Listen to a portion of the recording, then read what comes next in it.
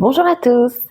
Aujourd'hui, je reviens vous voir pour une petite vidéo où je vous propose de vous raconter en fait un petit peu mon histoire, comment je suis devenue naturopathe, pourquoi j'ai changé de style de vie et pourquoi je m'intéresse à toutes ces méthodes naturelles pour aller mieux, pour faire de la prévention, pour être en pleine forme. En fait, je suis donc pharmacienne depuis 2001, donc vous voyez, ça fait tout de même quelques années. Donc évidemment, la santé m'a toujours intéressée, je ne suis pas arrivée là par hasard. Mais la santé classique, en fait, il y a un moment où en tout cas la médecine classique n'a pas suffi à faire en sorte que j'aille bien. J'ai eu une première opération du dos en 2011 où j'ai eu une opération d'une hernie discale parce que j'avais une sciatique et j'avais perdu la sensibilité de ma jambe droite. Donc longue opération, longue rééducation, vous avez mon chien qui vient vous dire bonjour en même temps. Longue rééducation, c'est-à-dire 4 semaines sans s'asseoir. Et après, réapprendre à marcher, se muscler, avec des douleurs qui reviennent régulièrement. Il faut savoir qu'une opération du dos n'a jamais pour but d'enlever la douleur. Une opération du dos, en fait, arrive quand il y a un problème fonctionnel. Donc en général, quand vous n'avez plus la motricité d'une jambe ou quand vous n'avez plus la sensibilité d'une jambe, donc ce qui était mon cas, il y a 2 ou 3 autres indications, mais la douleur, c'est rarement une indication, pour les bons chirurgiens en tout cas, parce qu'elles ne garantissent pas du tout ces opérations, en fait, de vous enlever cette douleur. Donc voilà, première opération, curetage de hernie discale en 2011. Et des symptômes, des grosses douleurs qui réapparaissent fin 2016. Et donc je m'évertue à dire au médecin que ça n'est pas la même douleur. Néanmoins, ça fait quand même une douleur dans le bas du dos, une douleur qui suit le trajet du nerf sciatique. Donc souvent c'était compliqué de rester debout, c'était compliqué d'avoir mal à la jambe, d'avoir mal aux orteils, d'avoir ce qu'on appelle des douleurs neuropathiques, donc des sensations super bizarres en fait dans la jambe, comme si on vous chatouillait avec une plume, comme si on vous piquait. J'avais la sensation sous le pied droit en fait de marcher comme sur un tapis de fakir, vous voyez, un truc comme ça, c'est vraiment super intéressant. La sensation que mes 2 orteils, mes 2 petits orteils étaient je sais pas, comme accrochés ensemble en fait, comme si on leur avait mis du sparadrap, c'était tout le temps accrochés ensemble. Donc super pénible. Je fais donc le tour des médecins, neurochirurgiens, rhumatologues, voilà. Et en gros, il y a plein de gens qui me disent on ne sait pas ce que vous avez. Donc dans ces cas-là, c'est dans votre tête, vous n'avez probablement rien, magnifique. Donc j'expérimente une magnifique été, printemps-été si j'ai bonne mémoire, donc 3 mois avec un corset sur mesure qui me va donc de sous les seins jusqu'à sous les fesses. Vous imaginez, je fais tomber un truc par terre, je ne peux pas le ramasser. Donc vraiment une période haute en couleurs, avec des douleurs 24 heures sur 24. Et à part des énormes doses d'antidouleurs, il n'y a pas grand-chose qui fonctionne.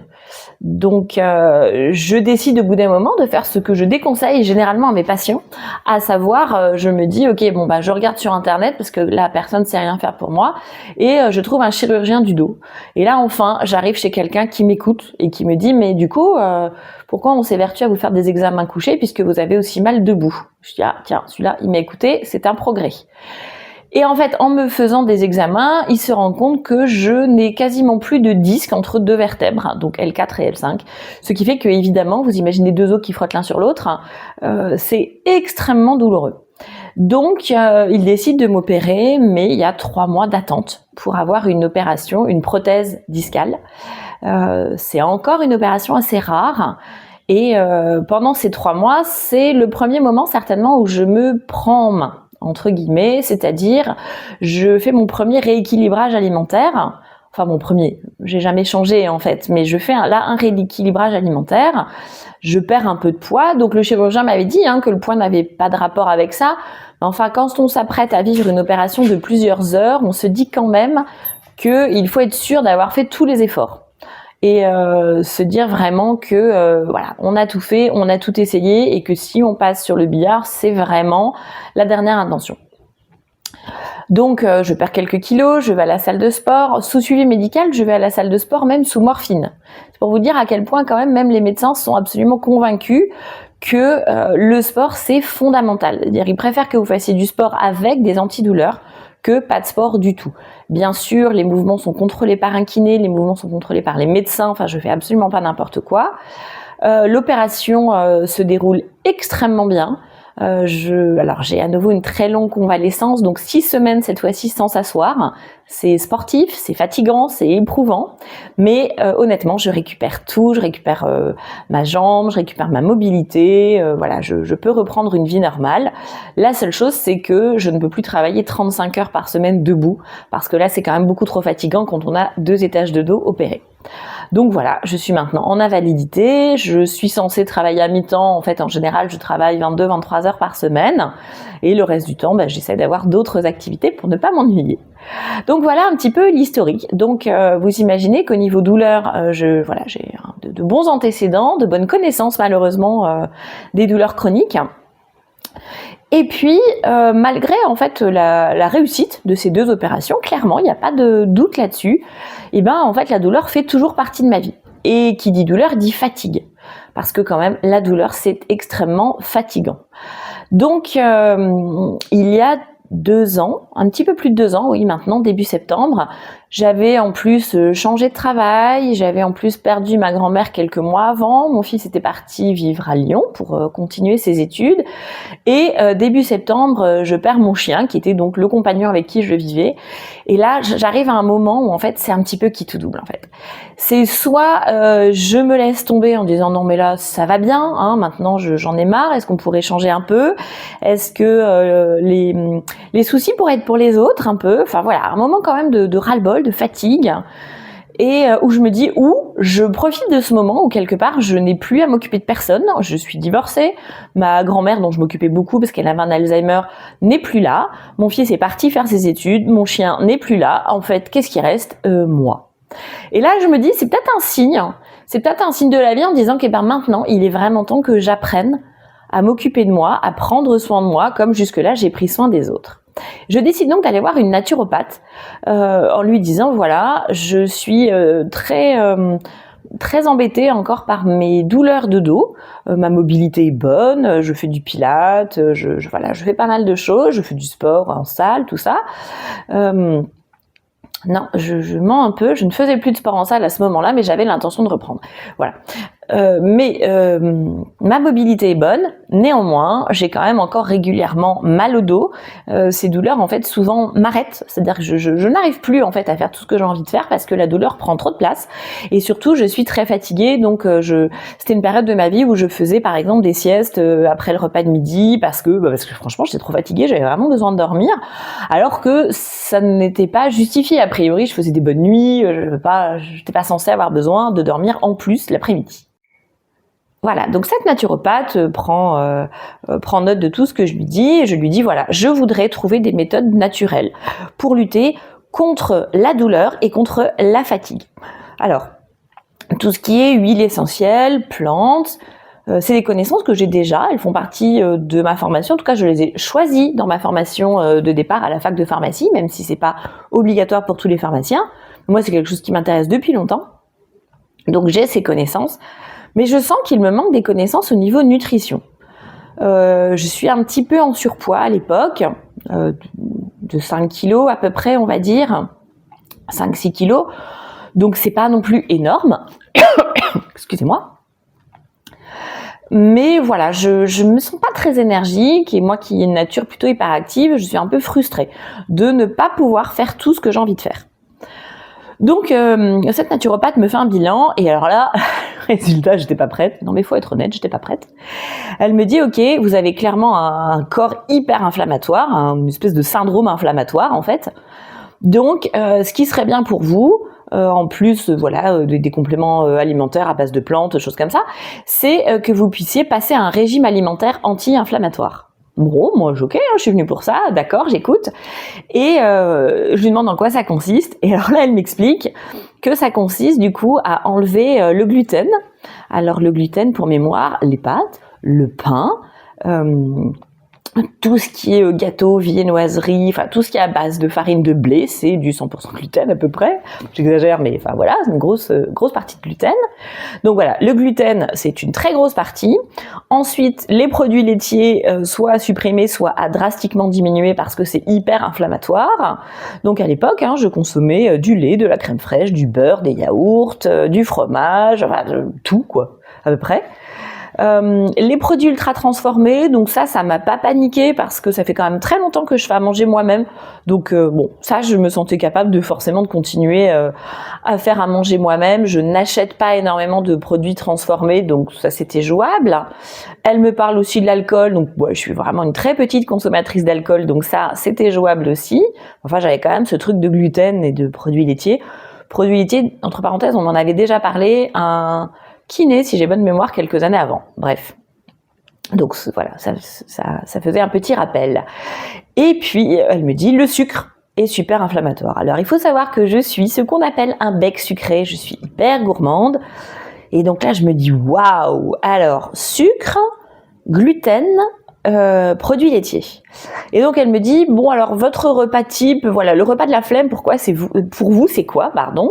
Et donc je lui dis, des coquillettes, du jambon, de la crème et du gruyère. Et elle éclate de rire, elle me dit, ok, tout ce qu'il vous faut pas manger. Bon voilà, là j'ai eu un petit moment de solitude quand même, hein, j'étais pas tout à fait prête. Je me dis, ok, d'accord, comment on fait? Et puis, je me suis dit, bon, après tout, j'ai le temps. En dehors de mon travail, j'ai vraiment presque que ça à faire. Donc, je sors de chez elle avec une liste de produits conseillés, déconseillés, inflammatoires, donc pro-inflammatoires, anti-inflammatoires. Je me pose, je commence à bouquiner un petit peu, à regarder des revues, des trucs comme ça. Et je me dis, ok, j'y vais à fond. Alors, j'y vais à fond, ça veut dire quoi chez moi? Ça veut dire, je vide mes placards de tout ce qui est gluten, donc j'enlève la farine blanche, j'enlève les pâtes, même si je mangeais des pâtes complètes, hein, on est bien d'accord que des pâtes complètes, c'est du blé, donc c'est du gluten, donc ça ne change pas grand-chose. Donc j'enlève ça, je me dis, ok, qu'est-ce qui me reste en produits ultra transformés? Bon, on est d'accord que tout ce qui est sous vide, longue conservation, c'est ultra transformé, donc le jambon par exemple en fait partie. Donc je commence par faire un tri de mes placards, je donne à mes copines et je vais faire mes premières courses sans gluten, sans lactose. Et je me dis, je n'achète pas de produits ultra transformés, donc normalement au niveau sucre, il y aura beaucoup moins de choses dans mes placards. Je vais apprendre à cuisiner si j'ai envie de faire du sucré, mais qui soit acceptable, on va dire, pour que mon corps aille mieux. Et voilà, je me lance dans l'aventure.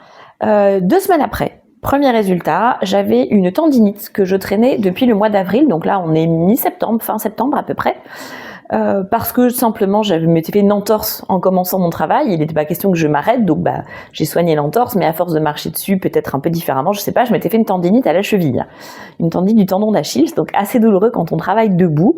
15 jours après, donc tendinite disparaît. Je me dis, ok, d'accord, elle a toute mon attention, je continue. Je continue et en 3 mois, je perds 7 kilos sans avoir du tout l'impression de faire des efforts parce qu'en fait, je cuisine beaucoup parce que je suis gourmande, donc j'ai aucune envie de me priver, clairement. Je veux bien manger autrement, mais je veux pas que ça soit triste, je veux pas que ce soit mauvais, évidemment, je veux pas que ça soit fade.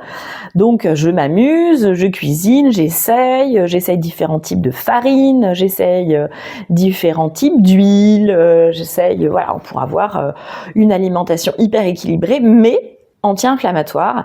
Et honnêtement, la différence, elle a été dingue. C'est-à-dire que entre-temps, je m'étais donc réinscrite à une salle de sport et je me suis très vite trouvée capable de faire 3-4 heures de sport par semaine. Ensuite, j'avais découvert la danse extatique. Je vous raconterai peut-être un jour. Enfin bref, c'est de la danse très libre, mais alors très très physique. Et donc, je peux faire des séances de 3 heures sans aucun problème en plus de mon sport. Je continue à travailler. J'ai beaucoup moins mal au dos. Je finis les siestes de midi après le repas. Ça, j'en ai carrément plus besoin. Et donc, je me rends compte qu'en fait, c'est le blé qui me donne envie de dormir à ce point-là. Je me rends compte aussi que, oh tiens, j'ai plus l'estomac tout gonflé après le repas. C'est pas obligé ça. Moi, je croyais que c'est un passage obligé pour tout le monde, hein, l'estomac gonflé, la sieste. Enfin, voilà, ça va peut-être vous faire rire, hein, mais moi, je m'étais jamais inquiétée de ça. Et là, je découvre en fait qu'on peut très bien vivre sans ça, c'est-à-dire on mange, on digère super bien, on repart, tout va bien, on est en pleine forme. Et donc là, je me dis, ok, ça c'est génial, c'est quasiment miraculeux parce que plus d'antidouleurs, plus d'anti-inflammatoires. Alors je dis pas qu'il y a plus jamais de crise, mais c'est sans commune mesure vraiment avec ce que j'avais. Et du coup, comme je suis un petit peu extrémiste comme fille, je décide de commencer en fait, je sais plus quand est-ce que c'était, je crois peut-être en avril de l'année d'après, je décide de me former et de devenir moi-même naturopathe. Alors comme le diplôme de naturopathie n'est pas reconnu en France, que j'avais des sous en fait sur mon CPF, c'est ça, mon compte professionnel de formation, je me dis ok, je vais chercher et je vais essayer de trouver des diplômes reconnus par l'État tant qu'à faire, quitte à travailler beaucoup. J'avais envie qu'il soit validé, qu'il soit reconnu par l'État et surtout qu'ils aient une base scientifique parce que je n'ai pas arrêté d'être scientifique entre-temps. Je décide donc à un cursus d'1 an que je vais faire à la maison parce que moi ça me plaît bien de bosser de chez moi. Je déteste les transports en commun, il faut le savoir. Donc voilà, je décide de bosser de chez moi et je choisis 4 matières pour avoir 4 diplômes différents. Le premier, ça a été l'alimentation thérapeutique parce que c'est là que j'étais le moins calée. Alors j'avais appris beaucoup de choses me concernant, mais mon cas n'est pas le cas de tout le monde. Donc je choisis de faire de l'alimentation thérapeutique et ensuite de la micronutrition. Là j'avais des bases, mais j'avais vraiment envie de me perfectionner. Et ensuite, j'ai fait dans l'ordre, il me semble, phytothérapie, donc l'étude des plantes et des bourgeons, parce que j'aime beaucoup utiliser les bourgeons, je trouve ça vraiment bien. Et enfin, un gros module aussi sur les huiles essentielles. Donc les huiles essentielles, ça, j'avais déjà des très bonnes bases, j'avais commencé à la fac, j'ai refait des formations. Après, pendant mon parcours professionnel, oui, j'aime beaucoup les formations, j'avoue. Et donc voilà, ça dure à peu près 1 an. Je valide tout ça et c'est là en fait que j'ai décidé de faire des consultations quand je vois que les gens en ont besoin. Alors ça n'est pas mon métier principal, je suis restée pharmacienne. Il m'est arrivé de faire des conférences. Voilà, en ce moment c'est plutôt sur YouTube que j'ai envie de vous partager des choses. On verra si ça prend ou pas. Je me donne 3 mois à peu près pour essayer. Et, je fais des consultations régulièrement. La différence en fait, c'est que je reste pharmacienne et c'est vraiment un choix. Quand j'ai fait une conférence sur l'alimentation anti-inflammatoire et sur les méthodes naturelles pour lutter contre l'inflammation, conférence qui était super d'ailleurs, j'ai eu un super retour des gens, on a eu un échange après dans la salle qui a duré 1h30, enfin j'ai adoré faire ça, c'était vraiment super. Il y a quelqu'un qui n'a pas pu s'empêcher de me dire je comprends pas, puisque vous êtes naturopathe, pourquoi restez-vous pharmacienne? La réponse pour moi est assez évidente, parce que ça va ensemble. Il n'est pas question pour moi de dire à quelqu'un qui a un cancer on arrête la chimio. Ça ne serait, mais enfin, je trouve ça extrémiste, je trouve ça dangereux.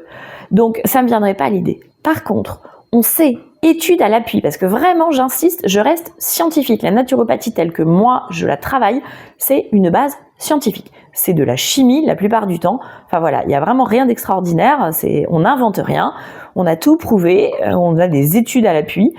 Et notamment dans le cas du cancer, j'ai lu des études très intéressantes, ou dans le cas du cancer de la prostate, si on fait attention au stress des gens. Donc là, c'est des études randomisées, comme des études pour des médicaments, vraiment, c'est hyper précis. Donc il y a par exemple des patients qui ont eu des temps de yoga, une alimentation, donc le yoga pour lutter contre le stress, une alimentation anti-inflammatoire, un sommeil maîtrisé, une hydratation correcte, des compléments alimentaires en fait pour qu'il n'y ait pas de carence.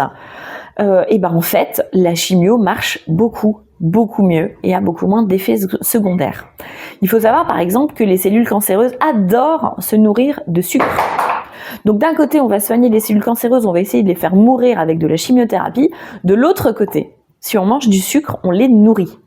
Donc on se rend bien compte quand même que là, on est à contre-courant de ce que la maladie demanderait en fait. Donc pour moi, c'est des choses qui vont ensemble.